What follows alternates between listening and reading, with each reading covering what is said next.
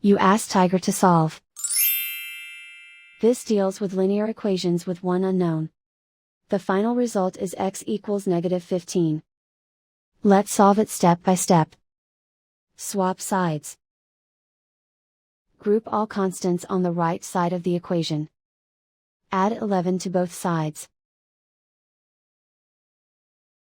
Group like terms.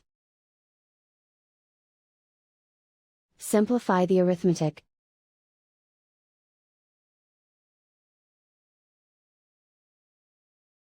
Isolate the x. Divide both sides by 7.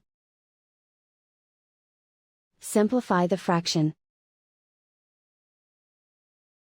Find the greatest common factor of the numerator and denominator. Factor out and cancel the greatest common factor. And so the final result is x equals -15.